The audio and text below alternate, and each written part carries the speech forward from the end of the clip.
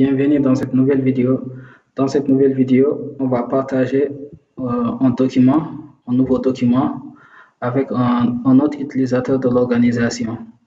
Dans la vidéo précédente, on avait partagé ces fichiers avec un autre utilisateur avec les droits d'accès en lecture seule. Cette fois-ci, je vais partager ce dossier, le dossier SharePoint. Je vais partager avec un autre utilisateur avec les droits d'accès en lecture et écriture, c'est-à-dire l'utilisateur pourra modifier le contenu du dossier. D'accord? Et on va cliquer sur le bouton, ce bouton de partage pour partager le dossier avec l'utilisateur. Et là, on va saisir son nom ou son adresse email. On va saisir son nom ou son adresse email, Abdoulaye Ba.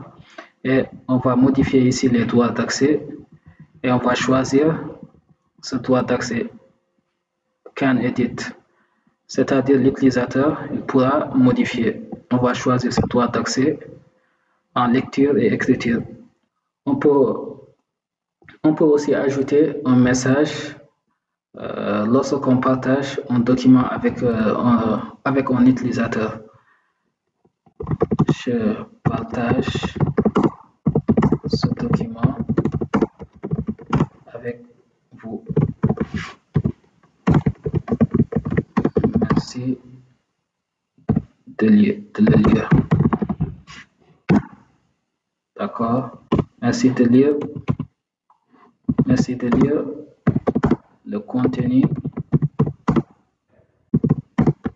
du dossier. D'accord, et je clique sur le bouton. Voilà, le dossier a été partagé avec l'utilisateur. Voilà, l'utilisateur vient de recevoir une notification par mail et maintenant on va se connecter sur le compte, sur le mail de l'utilisateur avec lequel on a partagé le dossier. Voilà, comme vous pouvez le voir, l'utilisateur a reçu un mail de notification comme quoi on vient de lui partager un dossier. Voilà le message qu'on avait ajouté lorsqu'on partageait le dossier avec l'utilisateur. Je partage ce document avec vous. Merci de le lire. Merci de lire. Bon, il y a une petite erreur de frappe. Merci de lire le contenu du dossier. On va cliquer sur le dossier ou sur le bouton pour l'ouvrir. Voilà, dans le dossier, nous avons un fichier Word et un fichier texte. On va ouvrir le fichier Word et on va le modifier. Voilà, je vais ajouter une petite phrase. Je suis en train de modifier votre fichier.